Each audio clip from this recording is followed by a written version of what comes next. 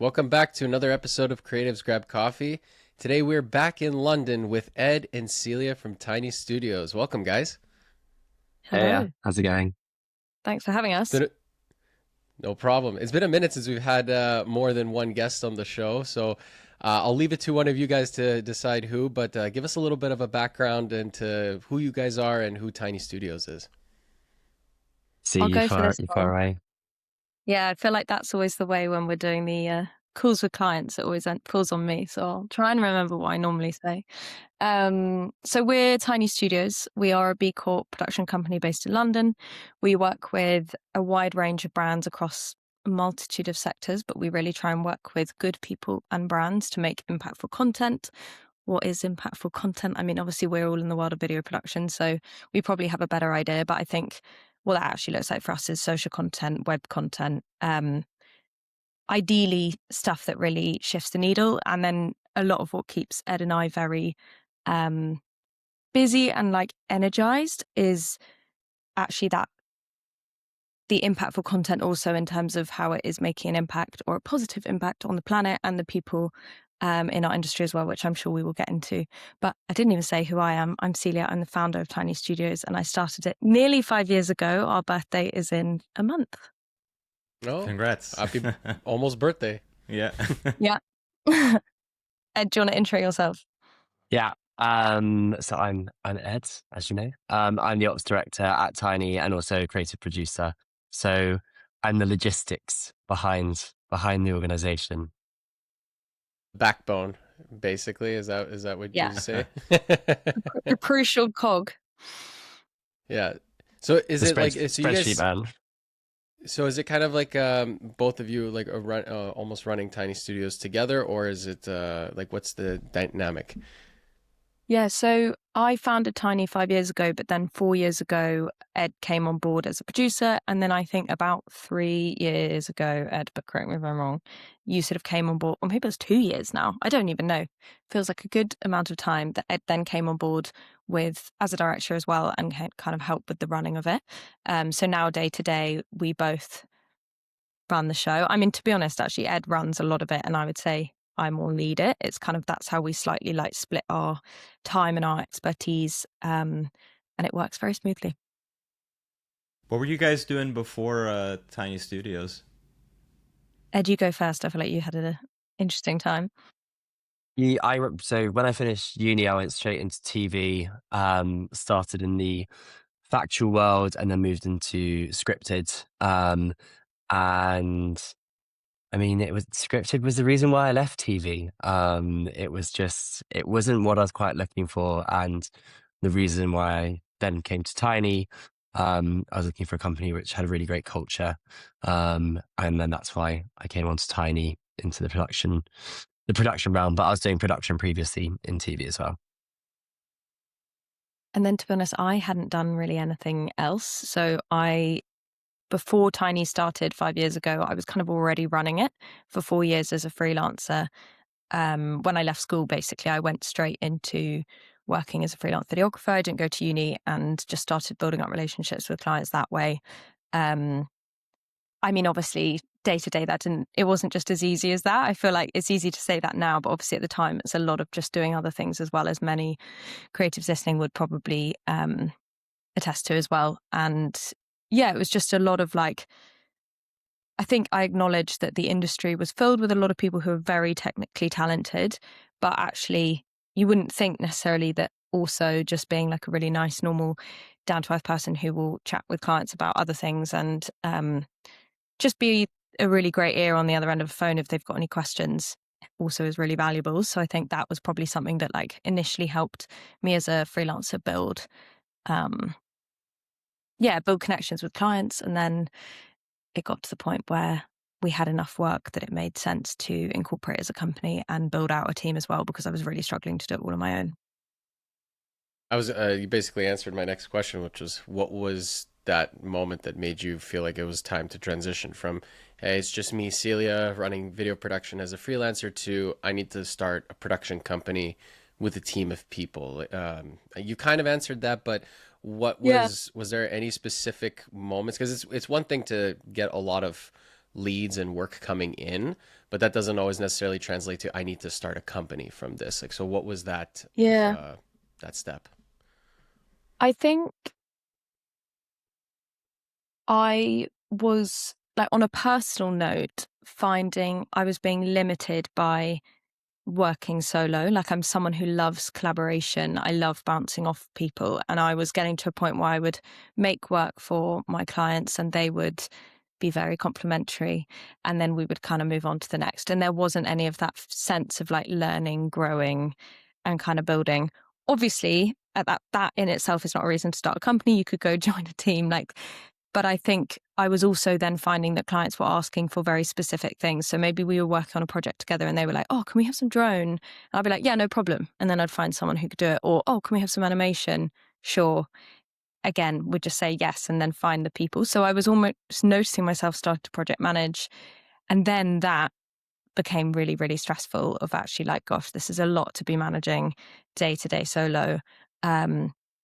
And to be honest, that first moment that I employed someone, it was in lockdown. They were an editor and they worked remotely. So they lived in Cornwall, which is like the other side of the UK. And I didn't really look at the numbers. You'll start to see a pattern as to why it was crucial someone like Ed joined the business. But very much at that time, I was led on gut. I was just like, I can't do this alone. There's too much to do. Let's hire someone. And I think that was at a similar time that I decided to change from the original name of Celia Films, rebrand and kind of strategize around becoming a company called Tiny, because I think seeing someone work, I wanted to create a space that actually other creatives wanted to work and kind of could see themselves growing under, which Tiny has done, which has been amazing. So I think it was just, that need for support and collaboration. But I will say it definitely wasn't like, it took then a long time for that probably to make personal financial sense. So you do have to slightly just like invest in other people and have faith that like the sum of many parts will down the line be better than doing it alone. So then you start the company after freelancing for a bit because you're growing. Like how what's been the journey for you since starting Tiny to today? Well, yeah, many things. I think that's the same. Yeah, learning by doing, growing, trying to bring in people around me who are better than me at what they do has been a real win. So the first few hires we had were editors and other creatives. And then obviously Ed came on kind of 8 months down the line as a producer. And I think just basically trying to like put trust in other people and let them own those bits. I'm not saying I'm amazing at it. I think definitely with my first editors, I was probably super micromanagey, as I like would find it easier to take the timeline from them and re-edit it than tell them how I wanted it. I can thankfully say I've learned now not to do that. But I think that's definitely been a real learning for me, is actually just then also the management of people. That's not something, obviously, because I'd never worked anywhere before. I hadn't had any experience in that. So that's been something that's just taken a bit of time. Or, when Ed joined, we didn't have any formal processes or documents. Or, if people said, oh, what happens if I need to request, sick time, like time off for sickness? And I was a bit like, great question. And I would always do a kind of like, I'm learning while you are, like, let me go and work that out. And I think that naivety is semi-cute for like 5 months and then actually is really hard for teams to be in. And I think that's where obviously then Ed came in and kind of helped formalize a lot of those processes. And as you said earlier, like the backbone of the company started to form. But yeah, in terms of learnings over the years and what that journey's been like, it's just been pretty wild. And it is worth saying, which I didn't mention at the beginning, now 5 months ago, we were acquired in September by a group. So that's also been this process of, lots more learnings and everything there. And that sale process as well was obviously very interesting. I want to get into that in a little bit, but Yeah. we'll just throw it over to Ed for a second because he's been a little quiet. Okay, so Ed, you coming in from background where you have been on bigger productions, scripted TV, and whatnot. Now you're joining in a company that's essentially just started. What was that like? What was that process like for you, where you kind of come into a space where it's been single business owner that probably is doing 50 things and doesn't have like a structure in place? It was an interesting one because obviously there's TV sets. Everything's so structured, and you do feel a bit like a cog in the work. You don't necessarily see your direct impact because they're so big. You do have a role, but it doesn't necessarily, you don't see that effect in the final result.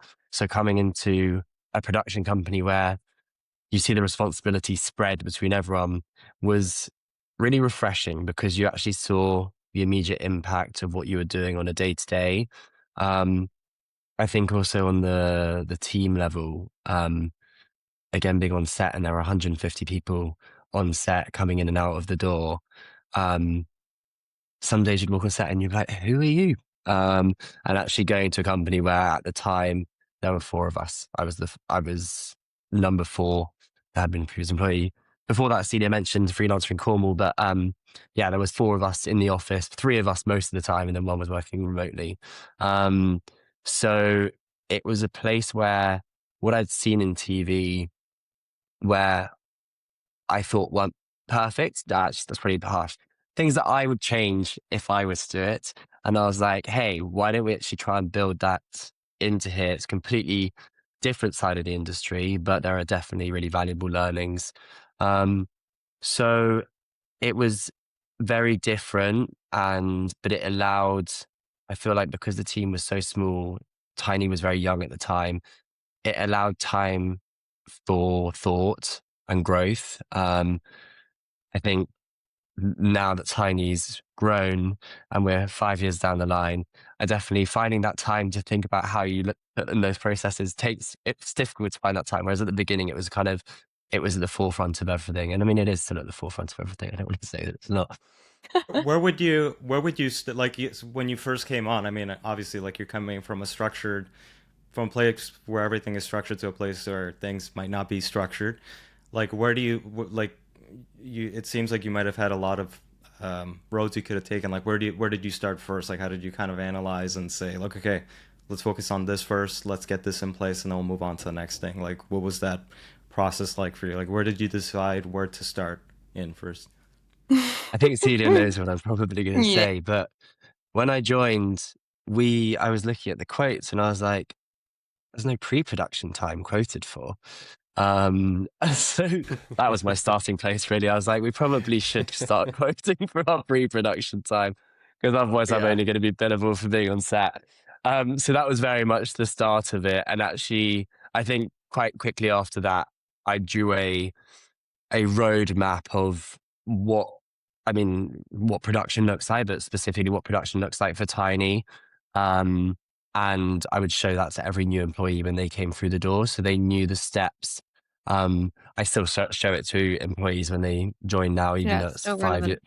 5 years old. But it does give the rough structure, and it doesn't touch on just production. It's also kind of, I describe it as kind of the fifth phase of Tiny, which is kind of once production finishes, our clients are still our clients. How can we like keep them in touch with them and make sure that they've got everything they need in that fifth stage? So that was kind of the development of it. And then really putting all those processes down on paper was the development. So yeah, long story Mm. short, it started with simply production day to day, making sure that we were accounting for our pre-production and all our time that we were spending on projects. But I guess Celia, you were doing the pre-production initially, but your main role was shooting and directing, and the rest of the Yeah, team's yeah. role again were shooting, directing, editing. So pre-production was not Less considered. thought about. Yeah. Yeah. And I think Um, also you came in and I remember you looked at, just in terms of where your mind already was, it's like you looked at our employment contracts before you signed it yourself. And before he even signed it, he did the work of basically correcting all our contracts by being like, this doesn't make sense, this doesn't work. And then that was then something that we actually brought someone on for HR, and then he worked closely with them. But also, I think it's a worth note, like if anyone was listening who's thinking, I really want to become that quite integral part in a small company, like within 6 months of being at Tiny, I remember I had my first review with Ed, like personal sort of, employee manager review. And he came with basically a company strategy. So like everything he wanted to talk about was actually company focus, not himself, which, you know, of course, is like amazing, because then actually I suddenly could see, okay, he really cares about the long-term growth of his company. I then had to encourage him to also think about what he might personally want to like do over the next few years, not just think for the company. But I think, yeah, it was just very clear from the start that actually like his brain, your brain, Ed, was going towards the kind of structural back end and like, yeah, making sure it could just run really smoothly.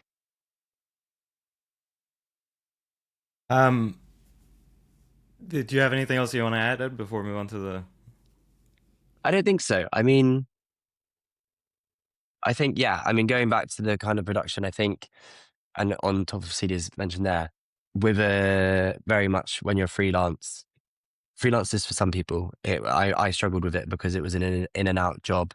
You were working with new people the whole time, which it works for people, I'm aware, and in TV it works for people. For me, I would finish a job and go straight on to the next because I didn't want to be sitting idle. So that's why I was looking for something with a bit more structure. And I think those learnings from TV is that ultimately is what I brought to Tiny at the beginning. One funny thing you guys mentioned was that you noticed immediately that there was no pricing in place for pre-production. I remember that was one of the first tricky things to start charging for, because you know, when Still it comes to tricky production today. days, it's even today, it's never exact, because every project, it's different amount of pre-production needs to go into it, right? And client budgets they're getting tightened like crazy, so it's getting harder to kind of spread the line items a little bit. But like, for example, like production days are much easier to charge for. It's like, okay, 2 days, 3-person crew, this is what it's going to cost. Even the post Pre-production, is it's easy. like, all right, yeah, post is easier as well. But pre-production is one of those aspects. Okay, how much work is going to go into this? Is this something that we're going to have to take on, or is a lot of the details already determined from the client? What kind of project is it? You know, if it's an event, it's a little bit more straightforward because, you know, you have to go capture it, do some highlights and stuff like that. So it's a little bit easier. But then if it's a more creative project, who knows how long that process could take too, right? So yeah, that's a hard one to quote for.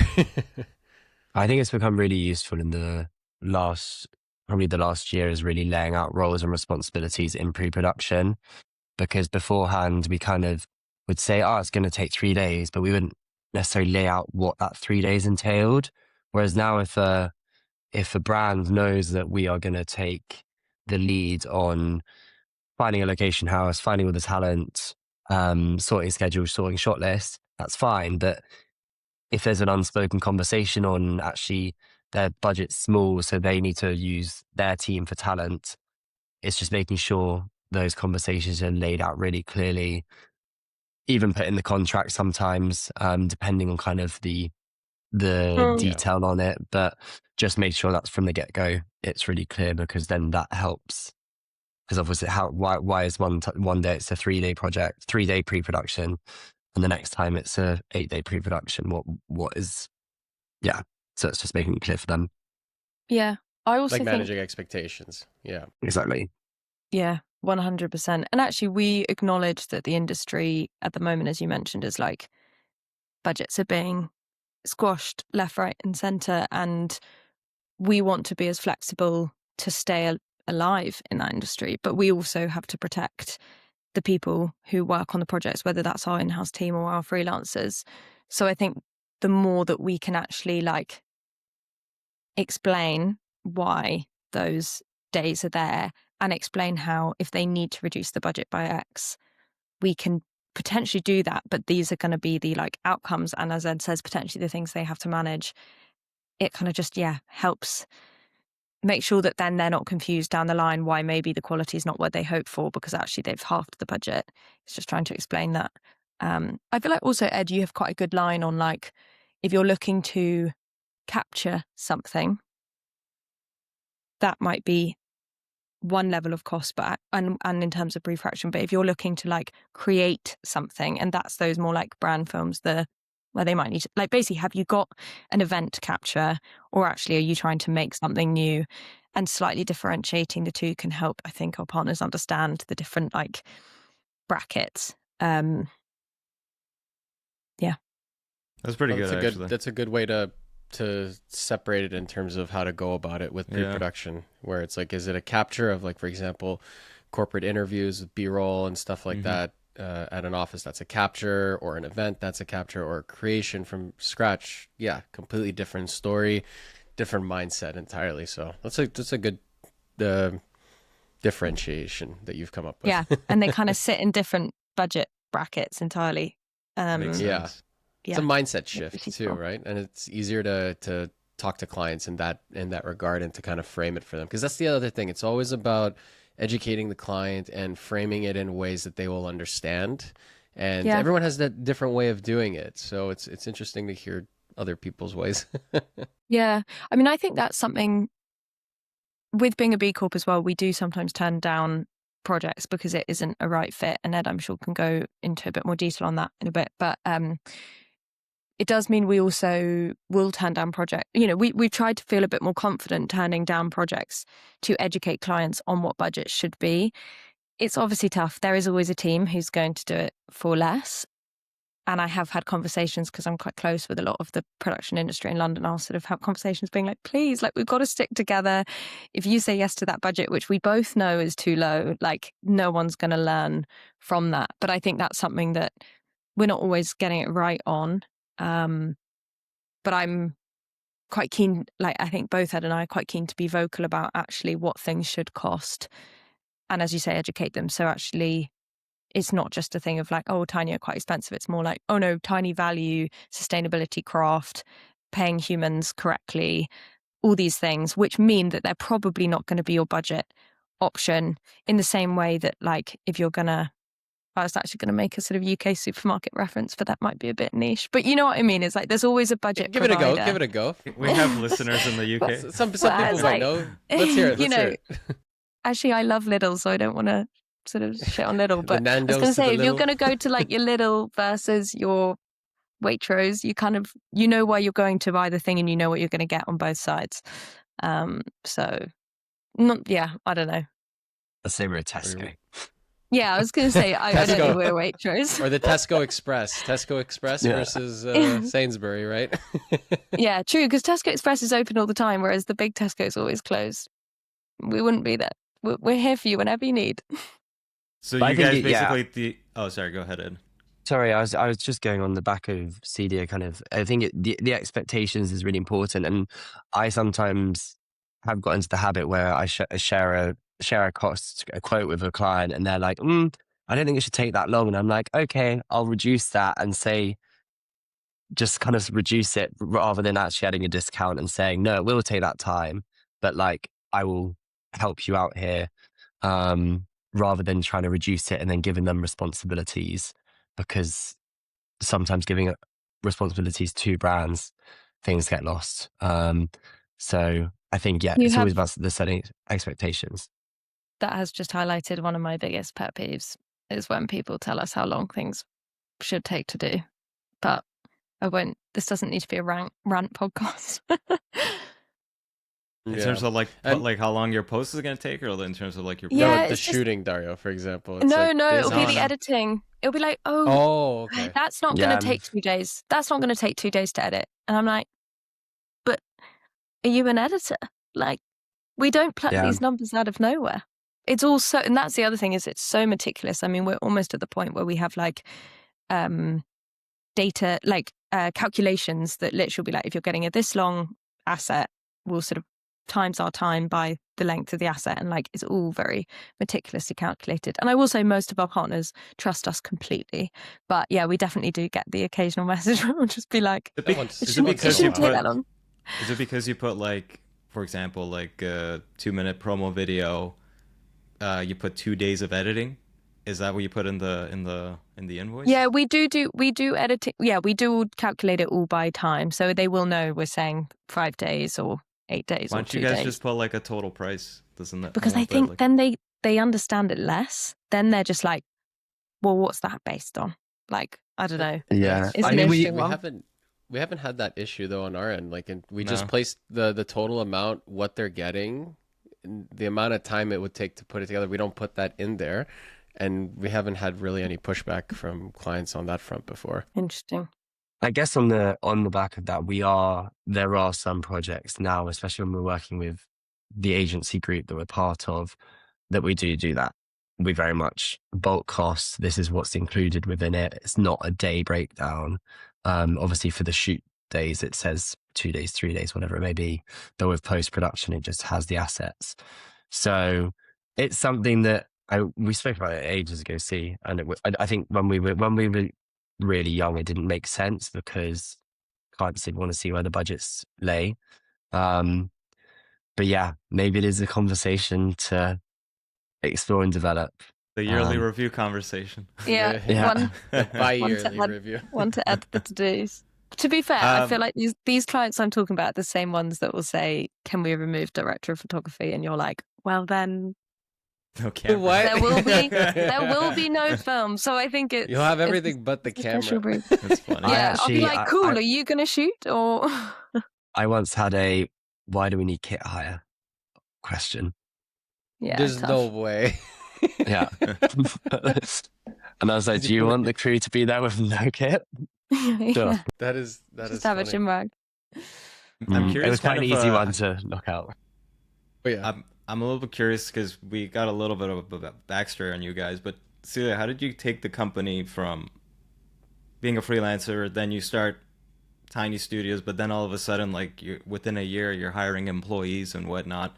Like, how did you make that big transition, or were you already quickly? pretty well established before starting tiny studios? Because you mentioned you had Celia Films before that, right? Like, Yeah, it was actually a gradual process. In that in 2016 started as a freelancer, and then it was in 2021 that Tiny started. But all throughout that 5 years, I was working as a freelancer, building, nurturing those clients. And a lot of those, not a lot, but quite a few of those clients have worked with us and still continue to with Tiny. So it's very much like when I incorporated Tiny, I literally moved over all of the, bank account and everything from Celia Films to Tiny. So it was like it started in quite a good place. So that moment of being a new company, nothing changed. I just continued the communication with our clients, the projects that we already had planned carried on, and then we just rolled off of that.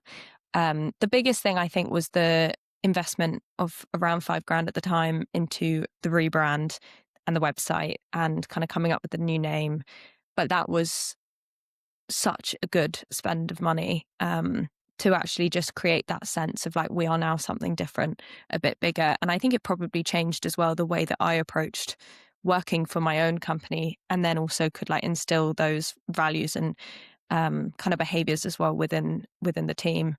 But yeah, it was definitely a slow, gradual process. And then I think, to be honest, it also came on that thing of like what I said earlier. I didn't check, like I wasn't looking at the finances. I wasn't strategizing a 5-year plan. I wasn't looking and say, I've got this cash reserve, let me now make this investment into a new employee or whatever. I literally went off of complete whim. I mean, we didn't start sorting out our cash flow until about 3 years ago, I would say, Ed. I feel like it was like you were at the company for a couple of years before we actually started sorting out our cash flow. So like it was just that money would come in, we would like invest it in something, we'd spend it, and then, the industry went through a bit of a downturn in the UK, and that suddenly became very apparent it was not going to be a sustainable way of working. And now we've got it all obviously much better structured. But it's so hard because I get a lot of freelance creatives asking me now about, should I start a production company? When do you know is the right time? And I would say like, I wouldn't advise all of the things that I did, which was basically like blind hope. But then equally, if you look at it as like datas and numbers and all that stuff, will you ever think that you're in a position to do it? Because at some point you are going to have to make a leap. I mean, it is also worth saying, and I do always try and say this to people, that at the time it was lockdown, it was COVID, and I actually was back living age 21 with my parents at home. So I think people's circumstances are also always a massive thing. And I had very few outgoing costs. I was being fed and I had a roof over my head. So that probably risk appetite or feeling of what a risk is to start like a company and employ my first team member, I'm sure felt much more doable because I had that sort of safety net of being like, if this doesn't work out, I still have a home and people who can feed me.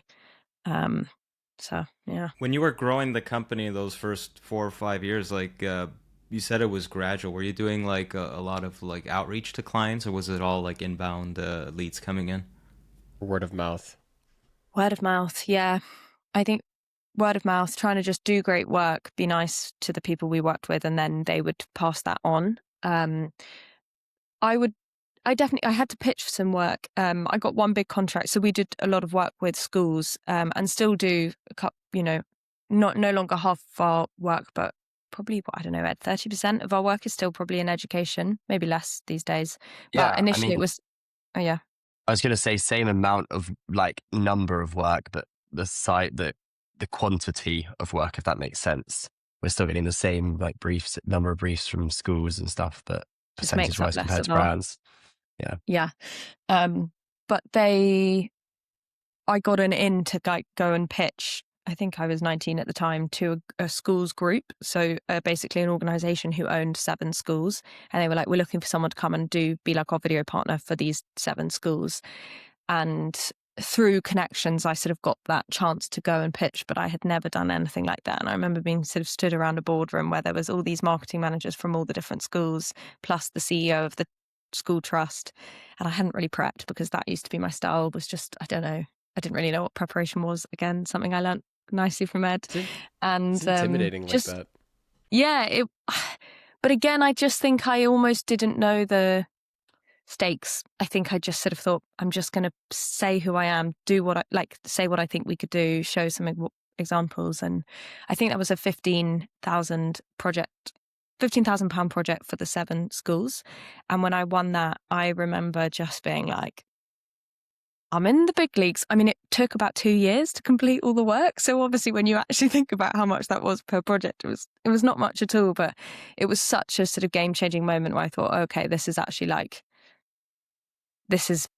the real deal. I've kind of made a job here. So that was exciting. So getting those longer term contracts, you said that was a contract that basically took 2 years. That gave you a little bit more of a sense of stability in a way where you were able to kind of expand the company a little bit. You knew there was a certain amount of work coming in, what the money's going to come in, and then you're like, okay, I need help with editors, for example. So that was a little bit easier to make that transition, right? Yeah. So for that project, I brought on freelance drone operators to shoot at the 7 schools. And then I think I brought on a junior creative filmmaker freelance who just worked with me. I think I set, maybe it was like 10 days a month. But I was living at university, like with university friends at the time, and she would come into my kitchen and we would just be sat there doing it. It all felt quite trial and error. But yeah, that was, I guess, that starting process of like building. So that's where it was like so gradual. There was never like, I'm now going to have a full-time employee and they're going to be in a swanky office. It was like slowly learning the different tools of what building and managing would be. Bringing in Ed, you had people is your a hand big. raised. I was gonna say say, we've never seen that before on the show. So polite, classic Brit. I know. Being like, I didn't know how to say this. I left my charger next door and my battery's about to die. Can I just take 2 seconds and quickly Yeah, grab go. it? We'll continue we'll continue the conversation. Yeah. Yeah, I'd never seen that before in the show with just little hands. I was actually thinking that's a great way for us to communicate, Carol, in case we want to say something. But everyone's gonna see it though. That's the thing. I know. So now it's gonna be like, who's this awkward guy putting his hand up in the podcast? I don't know if it'll It's be just showing like- in the recording, but that's so no, that's funny. funny. No, you won't see it in the recording. That's fine. Oh, fabulous. Good to know. Celia, it's one of the like with you coming on, it's also one of the few times we've had a female-owned production company owner come on. So I'm a little bit curious, like you being a woman, how was that journey for you as well? Did you have any roadblocks because you're a girl, or was it like that wasn't like an issue? Yeah, I mean, I'm glad you mentioned it, because I think it was something I acknowledged when I was a videographer, actually, is that I had very few female role models who ran production companies to look up to. There was no one I was like, that's what I want to do, which probably worked well, because it actually meant that there were things I admired about many different production companies or business owners, female and male. And I kind of then probably use them all as a bit of an inspiration board rather than just being like, that is it. But yeah, definitely. I mean, I remember when I was a videographer, I had one of the first shoots for one of the schools we were working at where it was like a kind of directed campaign, not just like the videography capture. So I had a cinematographer with a Steadicam on, and I think I had an assistant as well. And we were shooting rugby. And the coach kind of came over, and actually I brought my friend along who just played rugby, and he just kind of, it was the time, when you're kind of young and you're just like, you're almost cosplaying work. I was just like, why don't you come along for a day and see me do my thing? And he was like, okay, I'll come along. Anyway, so he came along, and then when we were starting shooting, the rugby coach came over to my friend Ben and just basically was like, okay, so what's the plan? Like, what are we going to do here? And then he just turned and was like, I don't know why you're talking to me. She's in charge. And he kind of just was like, all right, nice. But it was that, like, it was just those little moments. Of course, I understand with rugby as well, it is obviously a male sport, and maybe there were some assumptions there, but, or male focused. So I don't know. There would definitely have been moments. And I think, outside of around that same time that I started Tiny, I also co-founded a community for female and non-binary filmmakers based off of exactly that feeling of like not knowing many other people in the industry to be able to talk to. Probably partly also because it was lockdown and it was a lonely time, but myself and my co-founder Izzy, who actually I met through Instagram when a year before on International Women's Day, I did a call out being like, I don't know any female and non-binary filmmakers, please like reveal yourself. And she basically popped up and was like, hey, I'm a freelance producer, we should go for a coffee. And it was right before lockdown. We met up in London. I remember I came down to the big city and we went for a lunch and just really hit it off. And it suddenly felt like making a friend who really got understood it all. So then, yeah, a year later, we started this community, and now it's around 1,000 members, and is exactly for that, like basically amplifying female and non-binary creators in the industry and also helping them get work. We basically see it as this, like, a lot of people put call outs on Instagram, right? For like, we need a camera operator, whatever. And we sort of screenshot them, or the whole community does, put them on the chat. And I just love the idea that these people who did the call out might just get flooded with female and non-binary creators and not really know where they've come from. So we kind of just see it as this little, like, we open the door and then we just like hurry people through, being like, come on, get out there. So it's just trying to make that easier, which has been very rewarding. And actually, Ed, might be a nice time for you to talk about Queer Lens as well. Yeah. So, I mean, kind of inspired by Making Moves, which Celia and Izzy set up. I did a very similar thing for LGBTQ plus filmmakers in the industry. Kind of similar reasonings why was I at uni I was into the drama scene, into the arts and the queer community.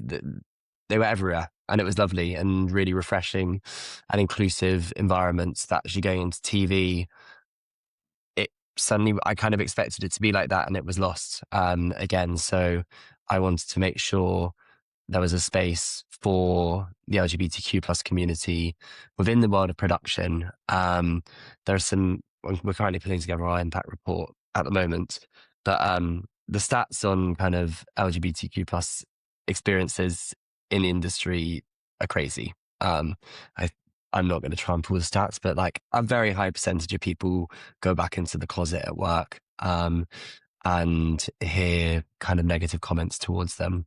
So the idea of the group was to make sure we could create an open space where people could ask and give advice, and similarly share jobs, which for safe productions where they can be heard and be part of a community, whether that community is LGBTQ plus or not, but a really safe environment to work around. I think just adding on that, something that Ed, you and I have never really spoken about this, but I definitely have with Izzy before, that I feel very lucky. The only sets I go on really are tinies. So like we've become very accustomed to, safe, inclusive, kind, non-hierarchical where possible sets that everyone is looked after and well fed and not going to be working crazy long hours. And I think when I'm doing these events with Making Moves, and I'm sure, Ed, you have the same with Queer Lens, you hear these horror stories which are not rare. That's the sad part, is like most people's experience on these sets, or like, you know, they're a freelancer getting booked on a job where they don't know the other people. This is more in short form. Obviously longer form, you build longer relationships, where actually like they don't know, rocking up at 6 a.m. at some random maybe petrol station to be taken an hour somewhere else for the random shoot location. They don't know who they're going to be with, and they don't actually know that they're going to be looked after, or that everyone's going to be kind. And then sadly, more often than not, you hear these stories that actually people have been, whether it's just small comments or behaviors or whatever it might be, that people don't feel safe. And I think like that is a big driver for us generally when running Tiny, is like we try and almost like have that aim to help make the industry a better place as kind of our North Star. And then like, you know, like we're talking about quoting, like all of our decision making on granular, sometimes really boring things will all kind of be with that in mind, of like, we believe that great content can be made without having to be propped up by a shit industry that doesn't care about people. It's like, why, and what other kind of, I know there are other crap industries out there as well, but like, I don't know, it almost doesn't make sense of like, why would we just accept? Because there are a lot of people who just go, oh, it's video production. Of course, you're going to be working 5 a.m. till midnight, and you know, then you've got to drive home and do like that's just the industry. Like, deal with it. It's kind of like, why we have to It's a deal very with that. burnout mentality. It's a very burnout Yeah. mentality, and it doesn't matter who you are in this space. Like a lot of sets and a lot of productions go with that approach, you know, like work massive hours. And the one good thing about the corporate world is that it's kind of predetermined, the structure for you. You know, your clients are coming in 9 to 5. 9 to 5, baby. Yeah, they're like, I'm not getting in earlier. Yeah, so true. Like, don't get me I've wrong, had there are times where I some... want to do earlier starts because I want to skip out on the traffic, because Toronto Yeah. traffic is horrendous. And then the client's like, can we do later in the day? And I'm like, all right. Can you come in right at rush hour? It's like, no, I don't want to be in the rush hour. I remember there was a set that I went on, which off the kind of both of those comments, but one of the crew members, she came up to me and she was like, God, like your sets are just so nice. And I was like, what do you mean? Like, why'd you say that? And she was like, well, the crew spoke to me today. And I was like, is the Who? bar the crew? The crew? Other crew members. And I was like, is the bar that low that because the other heads of departments were speaking to you, that's like a good, that's a good set? That same day as well, we ended up wrapping at like 5:30. I think we got in at like 7:30 in the morning. And I think wrap was meant to be at like 6 or whatever. And I was like, the team, I was like, half an hour, nice, go home. It's 5:30. And they all looked at me in amazement. It was like we're not due to wrap for 6. It's like, we've got everything we need. You got here at 7 in the morning. You don't need to stay half an hour extra. Go home, enjoy your evenings. But it is crazy. And again, this is the reason why I moved from TV, because I was just like, how is this sustainable? It's not. And people wear it like a badge of honor, to be honest. I think like we try and be the antithesis of the macho production companies, and that's not gendered. It's more just an energy that's like, we're going to do this, and we're going to burn ourselves, we're going to do all this stuff. And like, look at us with all these crazy heavy kit, like rigs and stuff that aren't needed, but we think they look cool. Like all this stuff, basically, that I think we just try and go like, okay, yeah, maybe we do need that dolly shot or whatever, so fine, but it's justified, and it's not just there because it looks cool in the BTS photo. It's like there because it's got a reason. And as Ed says, if people could go home, send them home, not just like, you know, long days for the sake of it.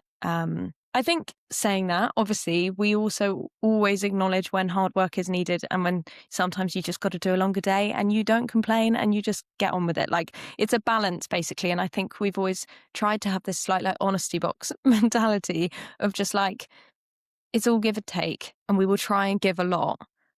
So, you know, to hopefully then it balances itself out if we have to like ask the other way or whatever it might be and pull in some favors.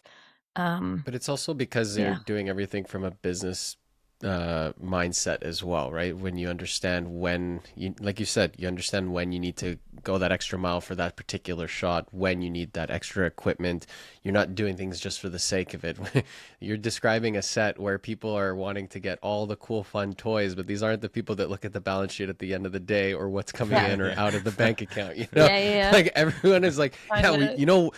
you know why, hey producer, you know why we need this RE kit kitted out like crazy with everything? Because I want that BTS shot on my phone. Yeah. That's why. Oh my gosh. Yeah. I know. I feel like I've really pissed off some cinematographers, DPs sometimes, where I'll just be like, do we need to shoot on the Arri though? And they're like, yes. And sometimes they're right. So I've got better at just listening to them. But I feel like equally, you know, if it is a more There's a commercial balance. piece, sometimes you just don't need it. Yeah, 100%. But I like what you guys are doing. Also, trying to think of other ways to contribute to the community, creating these spaces for people to kind of gather, network, What's the name of that communicate. organization? They So- each have one actually. Oh, Yeah. right. What were the names? Making Moves and Movies is for female and non-binary creatives in the UK, and then Queer Lens is for LGBTQ plus creatives in London plus hopefully the UK soon. Is it a website or is it like a Facebook group? There are both have Instagrams. The Making Moves community lives on Discord, and you can join via the website, which is found via Instagram. Nice. And then Queer Lens is on WhatsApp. Yes, WhatsApp group. Yeah. At the the more moment. groups like that start popping up, it's really valuable for this industry because 100%. people don't talk to each other in this space. That's partially also why we started this podcast. I mean, aside from the fact that we were bored at the time during COVID is why we started it. It became that thing where we can actually just start talking to a lot of different people and people can learn and bounce ideas off of each other, and you never know who you might meet by doing these extra initiatives. That's the key thing, right? Yeah, 100%. And actually, I really like what you're doing here, and I think it's so nice for production companies to talk to each other as well. And we've always been quite keen on, I think I mentioned it earlier, but really connecting with other London-based production companies. And what's been so nice is we've shared work with them when we can't take it on, or they've shared it with us.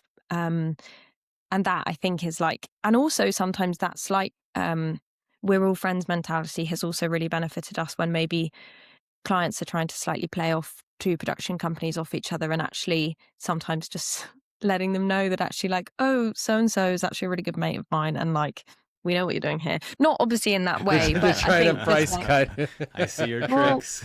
I like it happens. that. I like it that. all happens.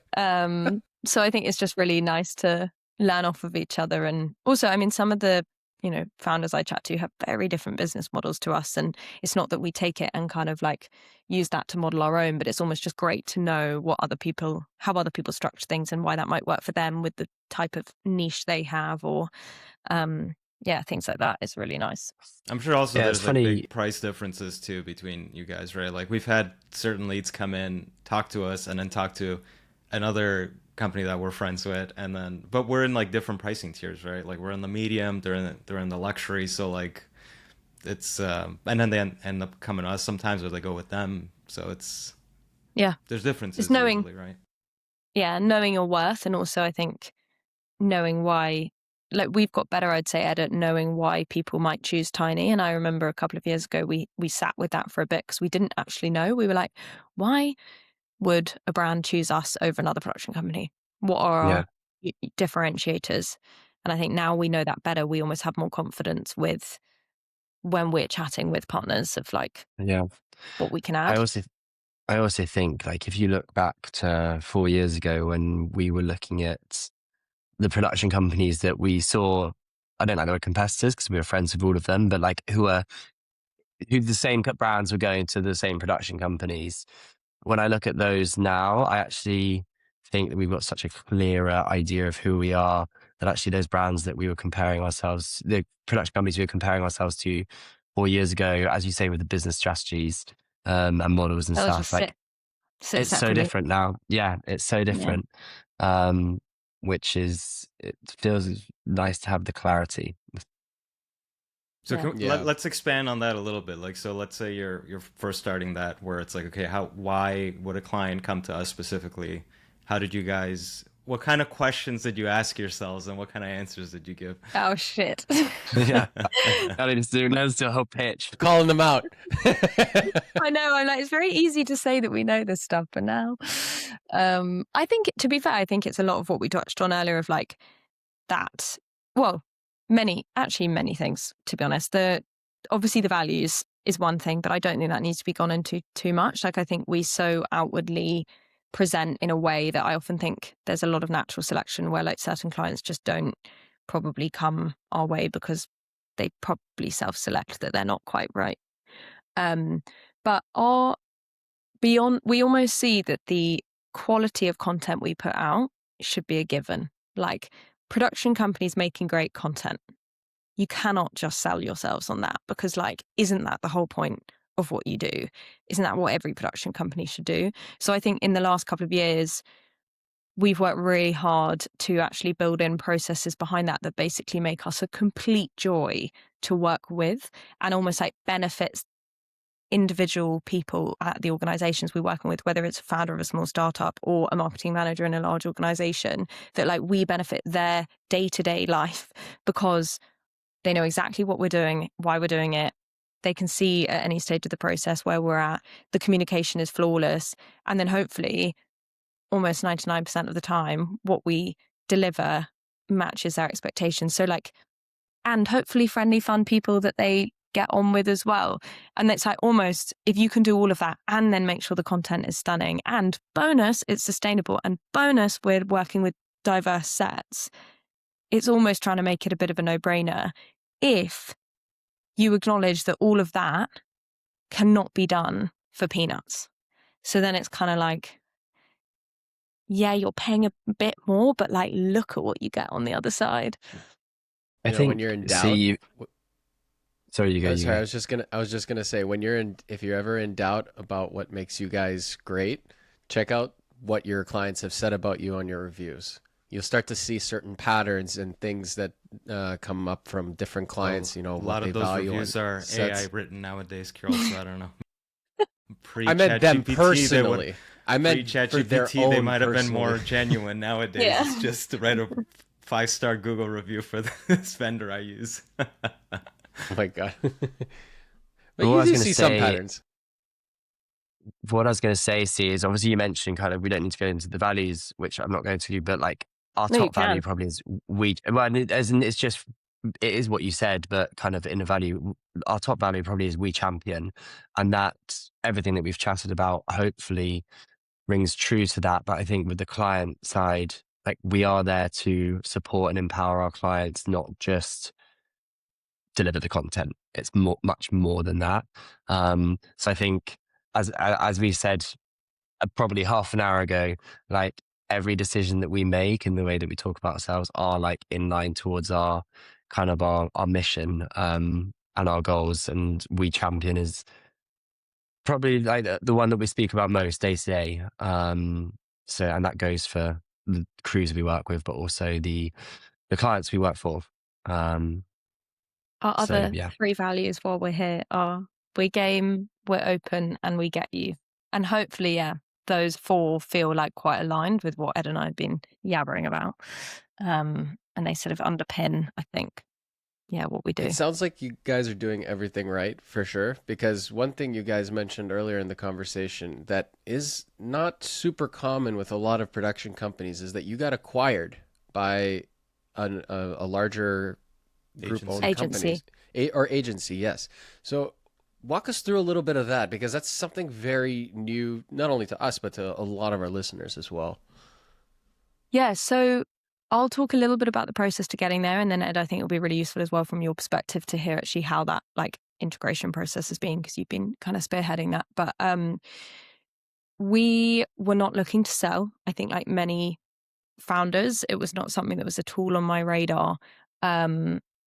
But I'd been aware of this social media agency spin for a while. Friends of the industry, again, London, small world, like just aware of these people, and had always heard that Alex and Max, who run it, are just like incredibly nice people. So I think when they, about over a year ago now, kind of reached out, we'd had coffees and things before, but I could tell instantly there was a different agenda here. I think we did take it seriously, probably just because we knew that actually what we'd heard was that they were great people. So we were like, let's at least explore what this could look like. And outwardly, we admired what Spin were doing on they're a 360 social agency. So they don't do what we do, but they very much sit in an adjacent world where, I could see why they wanted to acquire a production company. Basically, they have loads of wonderful clients and they do a lot of great social content and ads and community management, all this stuff. But actually, they would say themselves they couldn't keep up with basically the need for great content, and also what they could produce in house was more on the sort of lo-fi reactive stuff that again we don't really do. So it was like a clever. We do that sort of, we do social content, but it's more cinematic social content. So it was like quite a clever little fit. And yeah, I think because we hadn't thought about it, I spent a lot of time, a lot of months chatting with them around what it would look like, and probably over asked questions. I'm sure they were thinking, oh my God, this is like a nightmare that she's wanting so much detail. But I really, really wanted to understand that they understood what made us special. All these things we've spoken about what we do and why. I was kind of like, if you're just looking to buy a production company, don't bother buying Tiny, because like, you won't want to come with you won't want all of this stuff that we care about, because it's not always the most commercially optimized, to be honest. But they did. And I think they also really acknowledged the brand, which is an interesting note, because I think if anyone was wanting that to be the trajectory of their company, I do think like the value of brand is key. I mean, I can't say that's the reason why they bought us, but I wouldn't be surprised if it's the reason that they thought to buy us, or the fact that, I've asked them about it since, and they've just said like your Tiny's name kept coming up in conversations when we would ask around to find out like companies who would be great and who are great in the production company world. And I wouldn't be surprised if that's because we were like, just, doing a lot of our own social content, really focusing on how we appeared outwardly, not just what we were delivering for our clients as well. And yeah, then, I mean, I won't go into the nitty gritty, but, M&A processes, quite intense. So that sort of then continued for about 9 months. And then in September, we announced it to the team on both sides of Spin and Tiny, and kicked off the being part of an agency, which was super nerve-wracking, if I'm honest. Like Ed and I really rehearsed how we were going to tell the team, because we're a really small team. It was myself and Ed and 4 others at the time. And again, with all of the conversations with Spin, everything had been, from my side, driven to like how we could make this best for the team and like not impact them negatively at all. I mean, I had advisors who would constantly be so confused why I was not like I was never asking questions about the finances. I was just always asking questions about like, how would that impact this? And I got my lawyer to like draft in some of the most ridiculously non-binding clauses around like retaining control over certain whimsical things here and there, that he was like, this is so stupid, they're never going to listen, or like they will, but why are we spending time on this? Do you not want to just focus on getting more money for yourself, kind of thing? And I was like, no, like the team it needs to work out. But it's been so worth it, because I think in that process Spin understood what we and what I care about, and now it's also meant that, I mean, obviously you're not here chatting to the team themselves and I don't want to speak for them, but I would say for everyone, it's only been a net positive in terms of like, we now have access to 80-person agency who we can chat to. We go to events with, join their Christmas party, have them on Slack. We had a skills masterclass from someone earlier. Like, we get all of that, but we also stay in our current office day to day. It feels still like the same old Tiny. And for our partners as well, that hasn't changed for them. Like, they've not been affected by what's like Tiny being acquired. And I think all of those things were very integral to make it a right decision. Ed, I don't know if you have thoughts on it from your side. Yeah, I mean, picking up from September, I mean, we agreed to a 100-day rule, which ultimately meant nothing was going to change within the first 100 days. Of course, things behind the scenes that Celia and I kind of were working on were changing, but for our team, and to be honest, still with our team, like their day-to-day was exactly the same and continues to be. We're still the same name. We still have the same clients. We're still in the same office. We've now just got that kind of bigger offering for our team to learn from the agency. We also, I mean, it's great because, I mean, as C said, one of our concerns were like we would lose maybe some autonomy about what we did and what we didn't do. But the agency, they bought us because they know we're kind of the experts in what we do, and they trust that, and they believe in our mission. So that's been really, yeah. I mean, it's been great that we can still take on our clients. We have something called a value and vibe check. So every project that comes through the door, we look at, we say, is this pretty much, is this doing bad to the world around us, people or planet? And if there are any alarm bells, we put it through a value and vibe check. Some of them we will say outright no to. So say an oil company came to us and said, can you do this for us? We'd be like, sorry, probably not the right fit. But if there are any which are raising some small alarm bells, we'll put it to the team and ask them to vote. And ultimately, the team get a decision in whether we work on a project or not. But going back to the agency, they're very supportive of that. And there have been projects which we haven't gone ahead with, but I mean, the majority actually have aligned with us anyway. So it's something they do believe in our mission, which is great, which has made our lives super easy with that transition as well.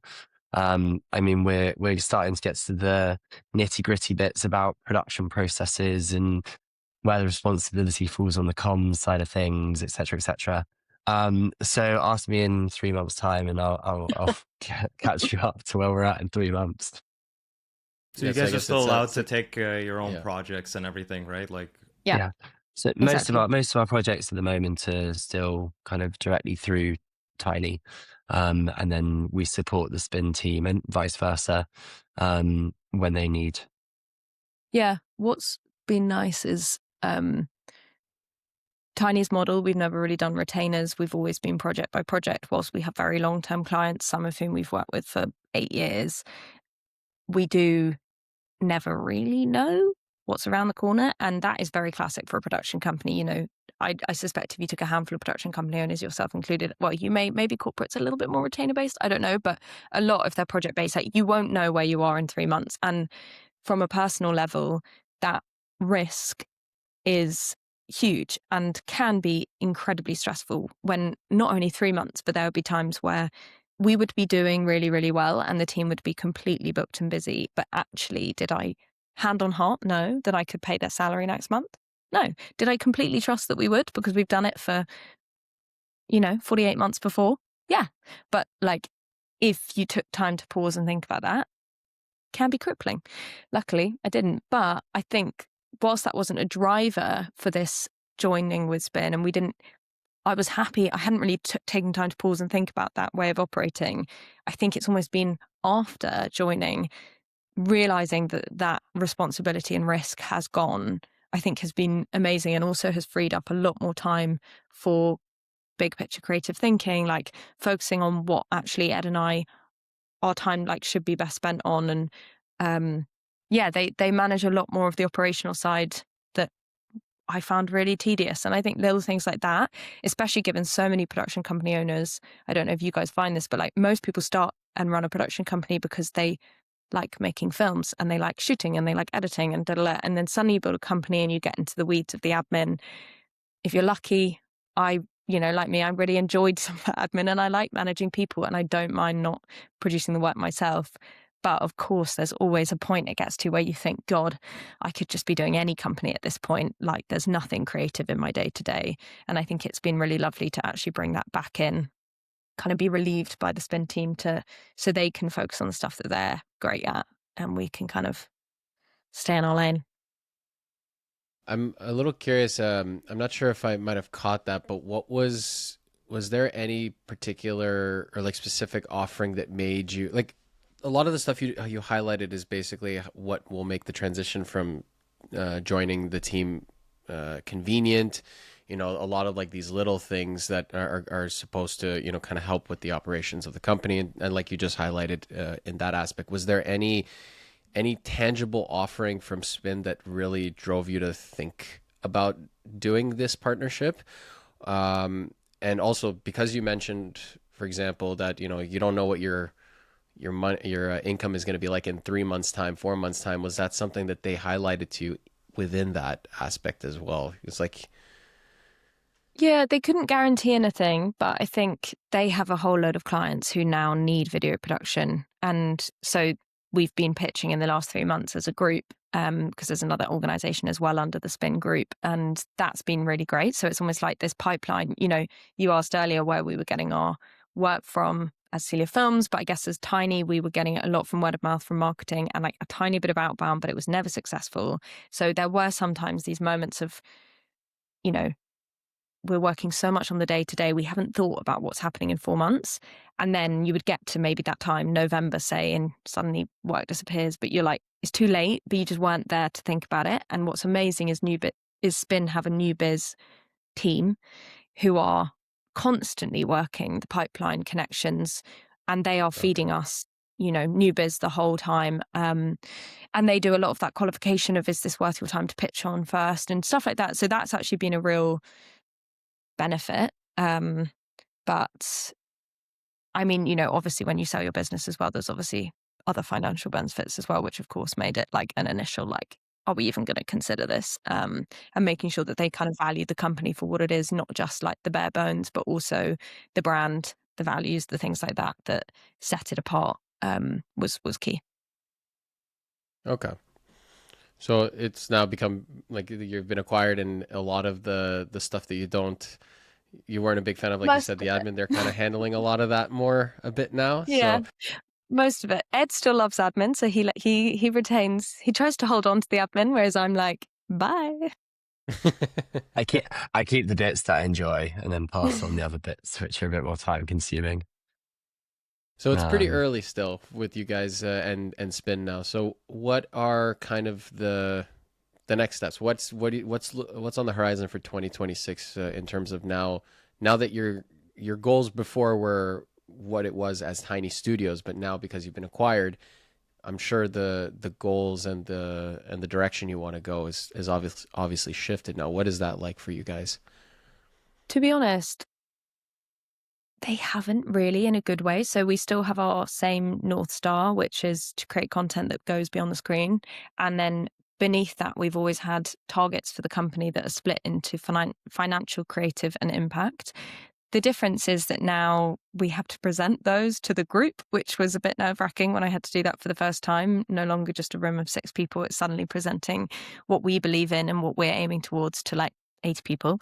But yeah, probably the financial target has a little bit more scrutiny and actually just experts around us. I think that's what's been epic for Ed and I, is that like we used to pluck these things a little bit out of thin air and go like, let's aim to hit this or whatever. And now we've got a finance team who are forecasting us for months ahead, who are saying, yeah, that seems doable. And actually, why don't you be a bit more ambitious? And have you thought about this? But if you're going to do that, you need to make sure that this, all of that stuff has been really cool. But for the creative and impact target, we still lead that. And I think it's all still focused on what we were saying earlier of like, can we help make the industry a better place? Obviously, run a successful company in the meantime. And actually, that might change maybe after a couple of years of being with Spin, because things might change for them as well. But at the moment and throughout this early integration process, I think it was always going to be quite key that like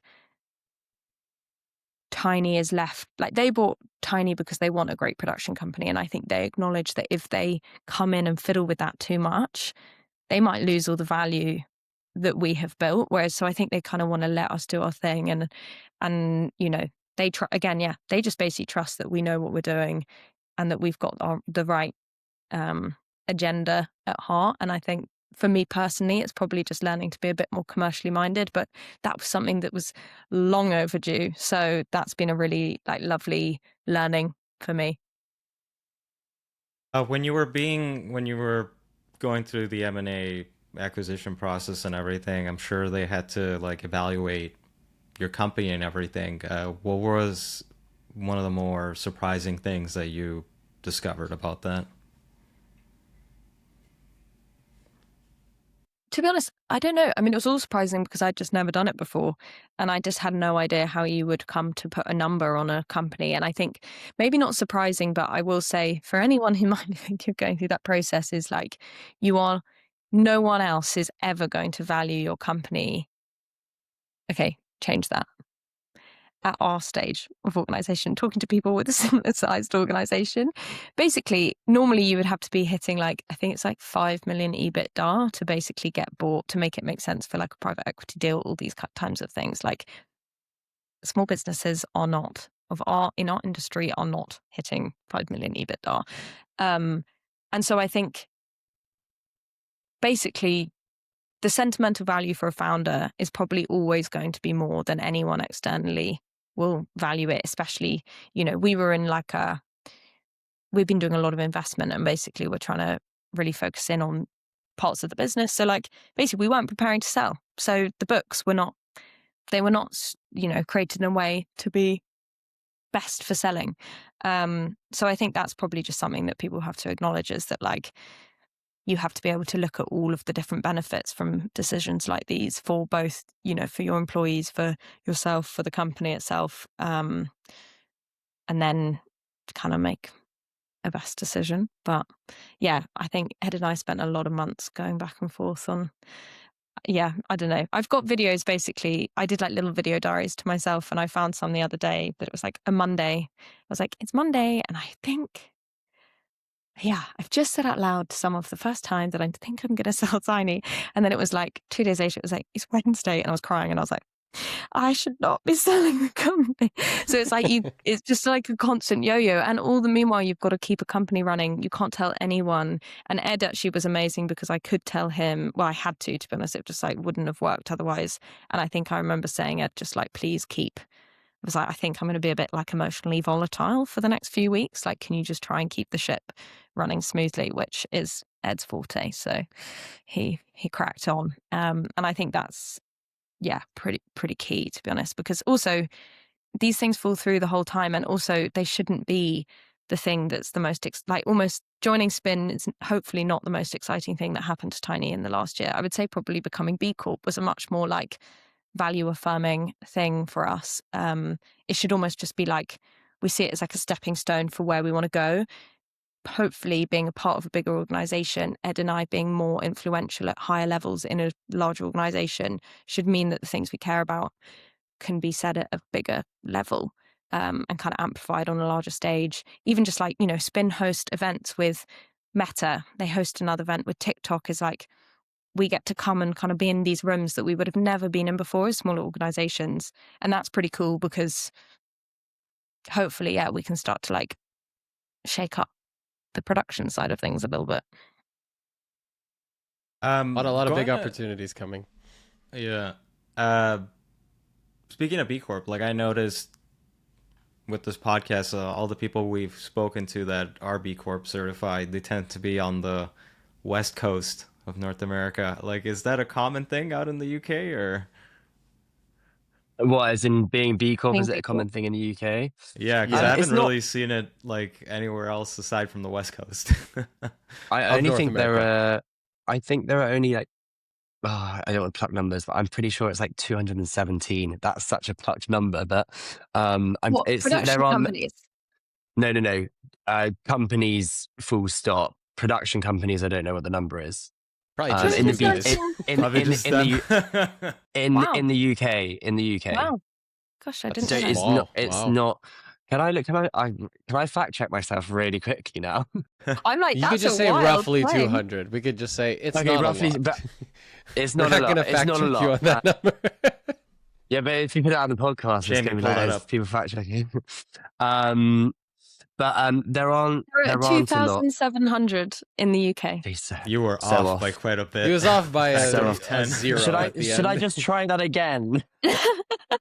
Take two. Yeah. There are 2,700 in the 2,700 peak jobs in the UK, which I was not aware that there were that many. But I guess how many businesses are there in the UK? So Many more. but there are quite a few agency B Corps. On the production company side, there are fewer that I've come across. There are a handful within our network. But Spin? I mean, Is Spin Spin B aren't, Corp? but no. Oh, So that's interesting. yeah.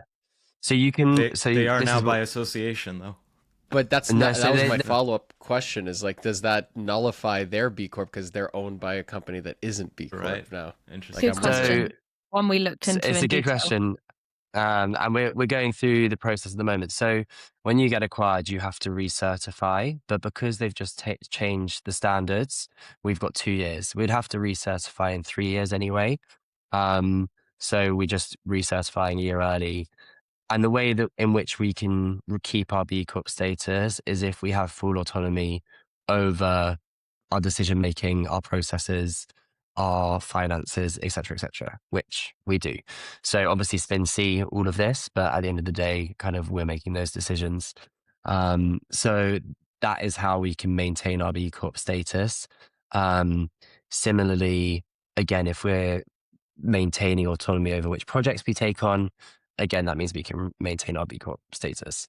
So we will be going through the process of recertifying within this year and next year, which brings it a year early. But the way that I see it is B Corp have just released their new standards. So things are changing in the B Corp ecosystem, and B Corp isn't we've got it, we're there, we don't need to do anything else. It is very much about continuous progression. So I kind of see it more as where there are holes in our company, how we can grow and continue to kind of move forwards. Yes, Celia.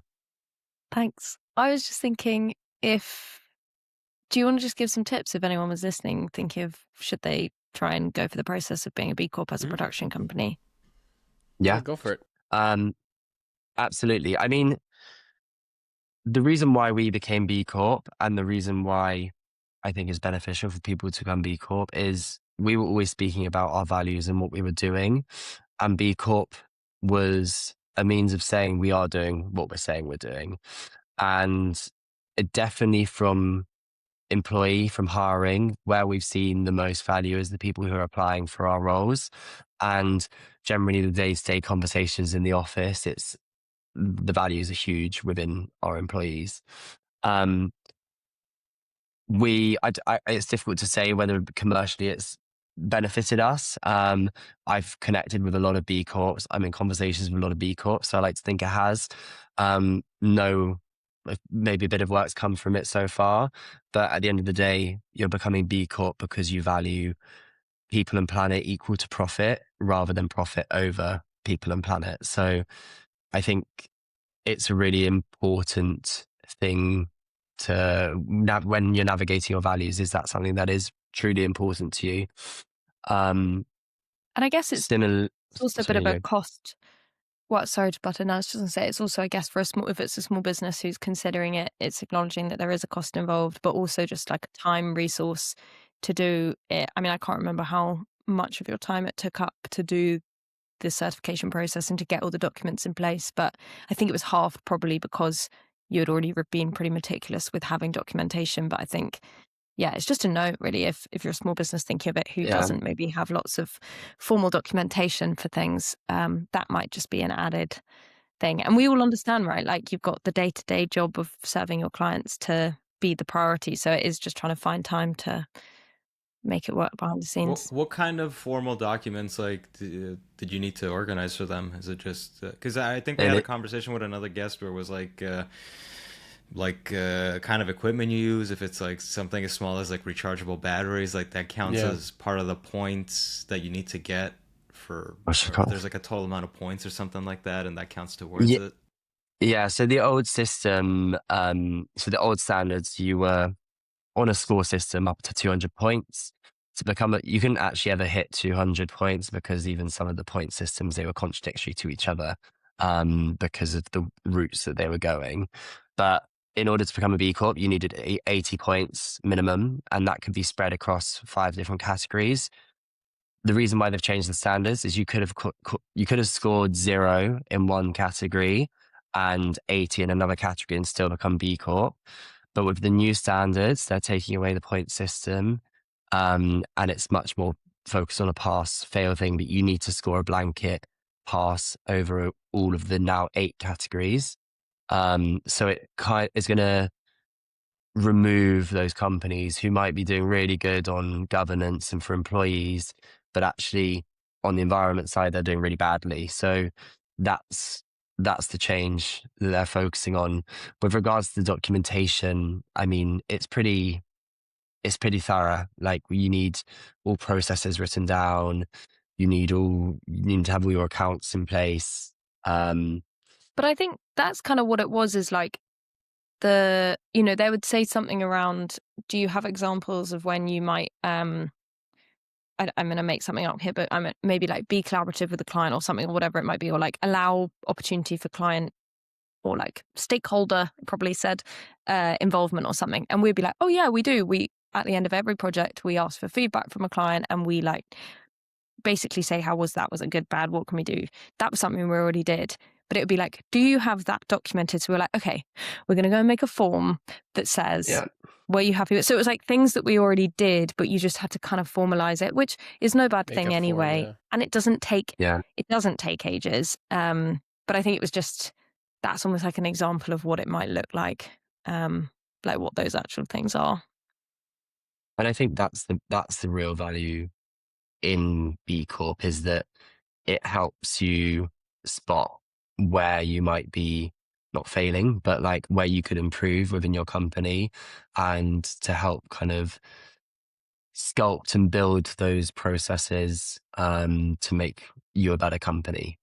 And I think that's a really useful way to kind of see that. And definitely when I look at the new standards, I'm like, okay, actually, that's really interesting. We haven't thought about including this on diversity or whatever it might be. So yeah, it's definitely, it's a good pathway to learn how to better your company. Yeah, I was just thinking about that. Like, even maybe I was thinking for us, Carol, even just trying out the process, maybe not going through it fully, just to see kind of like, oh, can we plug some holes in Just in to the audit ship the or whatever? business Just to itself, see yeah. like, and I'm wondering if even if that maybe helped you guys even with the acquisition, because you already had all this stuff My settled gosh. by becoming B Yeah. Corp, right?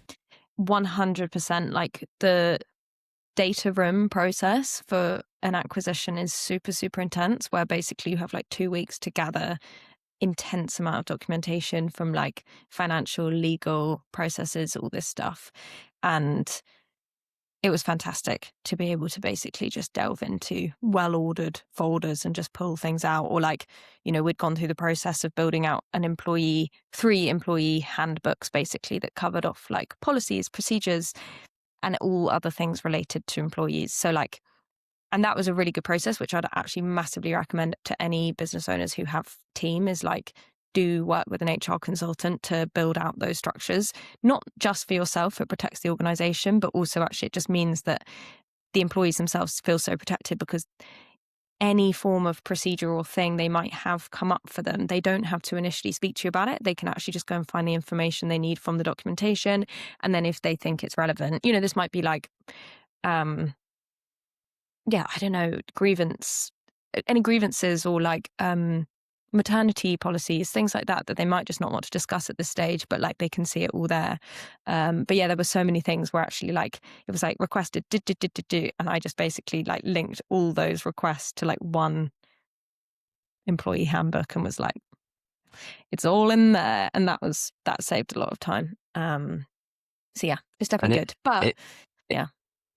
If memory serves me, because there is a submission fee, but like you can still pull together all the documents anyway, so that you have that all in line before you have to pay any fee, Dario. So if you are looking to it exactly. So if you are looking to just use it as a guide, I think you can do most of it. Cool. And actually we always say that because there is a cost involved, like being B Corp shouldn't be the be all end all. It should just be like, more organizations should just basically be considering people and planet in their processes, rather than then need to be like, I'm a B Corp and I'm doing all these things, which is a massive time drain. But actually it's just like, if people are just building businesses consciously, that's like such a win. Yeah. And we're in the process, so as part of B Corp, you have to do a yearly impact report, which I would advise to every company, because it's just really useful to look back on your year and kind of what you've been doing towards the community, towards the planet, etc. But B Corp isn't possible for everyone, as Celia mentioned. Like, it is a resource. Like, it takes time on a human resource, a time resource, financial resource. And it's important to look at your suppliers, whether they're B Corp or not. B Corps, obviously, if you see that stamp of approval, it's very clear that they're making efforts to do good in the world. But with our impact report, it's not, B Corp's obviously integrated into it, but it's not the forefront of it, because we want to make sure that it's not like we'll only work with B Corps. It's actually, there are people are doing good things everywhere, and you don't need that stamp of approval. Obviously, it's great, but only if you've got the kind of capacity to take that challenge on. Interesting. This is at risk of being a B Corp podcast at this point. It's always good to hear the perspective. Yeah, like we've had a few come on, and it was like mixed from what they were telling us, but I like the fact that I like how preparing to apply for it is good, because you're getting all your stuff, all your ducks in a row kind of thing, which is something like a lot of us kind of put off at times, just because there's so many hats we're juggling 100%. And whatnot, so many things to do. So I like that aspect of it, actually. That kind of converted me a little bit on it just now, because no one really phrased it in that way. So I actually have the site open right now. I was just looking at it. But yeah. Good luck. yeah.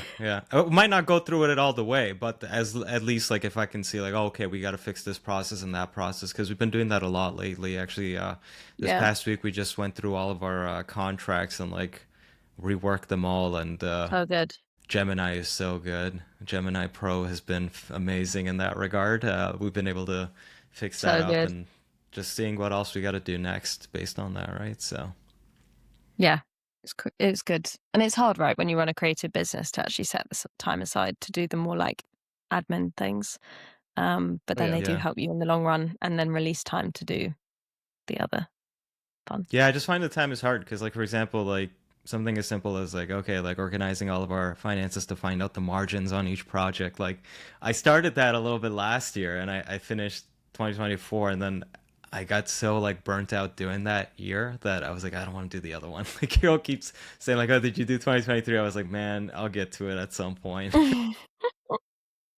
Yeah. It's just so time consuming, going through all the invoices and then the freelancer invoices, and then trying to like see like what everything costs. I was like, I'll get to it. Especially if you start embedding yourself more with the client work as well. If you start taking on more of that, especially the day-to-day, it becomes a little bit more exhausting to try to find the time for the other stuff as well, because then it's like, it goes back to that especially older stuff too, where it's like it's done, like I don't really need it right now, but if I want to be acquired, it's something I need to kind of figure out. You do need to know all the things. I hope now you guys for future projects have like a live sheet, so you don't have to do it retrospectively. That would be a good tip. I should do that. Ed, you can share. Ed, why don't you share your project finance template? Yeah, it would be all nice, like you guys would have to update it with your rates for Canada, but Ed has like a little project finance sheet per project that will literally spit out, so when we're quoting it will say how profitable the project will be, and it kind of lives all the information. So if what we're charging freelancers will go in and all that. That can be our little gift. Say thank you for getting us on the podcast. I'll take it. Well, anything helps. We appreciate that. And this one has been one of our longer ones as of late. You guys have a lot to this year. Yeah, you guys have a lot to share, and a lot of like. I have an interesting story about how everything has gone. So no, we appreciate you guys joining us and sharing. Well, thank you. Thank you so much for having us. Yeah, I'm glad we finally got a chance to do it. Did you explain? Sad time, lucky. Did you explain how you came up with the name already, or did we go over that? Or no, we didn't. No, yeah, we didn't for Tiny. So it was basically, I worked with a strategist, but the idea was I wanted something that felt approachable, and basically all the things that worked about Celia films with it sounded quite approachable and friendly and like softer maybe. But also the fact that the company worked a lot in education at the time, I didn't want to ostracize those clients with the name change. So they proposed a few options, and Tiny was it just worked. And also I liked the idea of having a company name that you could remove the second part. So Tiny Studios, just as like and then that would almost become a bit of a, oh yeah, that's very tiny. It almost could become a bit of an adjective. Like that was always a bit of a draw. And I would love, for people down the line to see our way of doing production and being like, that's the tiny way. But we'll see. Watch this space. Nice. I like that. Well, that's great. Cool. Well, thank you guys. It's been really fun. We appreciate it. Thanks and so much. Yeah, have a good rest of your week. Thanks for listening to this episode of Creatives Grab Coffee. Please make sure to follow and engage with us on Instagram, TikTok, LinkedIn, YouTube, and your favorite podcast app. Creatives Grab Coffee is created by Labs Productions, a video production company based in Toronto, Canada. Creatives Grab Coffee is also sponsored by... My name is Miran. Welcome to Canada Film Equipment. We are a boutique rental house based in Toronto. We are here to help you guys out with all production sizes. Feel free to contact us to get a quote if you are a production house and you're looking for lighting, camera packages, or lighting and group band packages. You can see our contact information in the link below. We are more than happy to help you guys out. Make sure you follow and subscribe to creativesgrabcoffee.com. Thank you.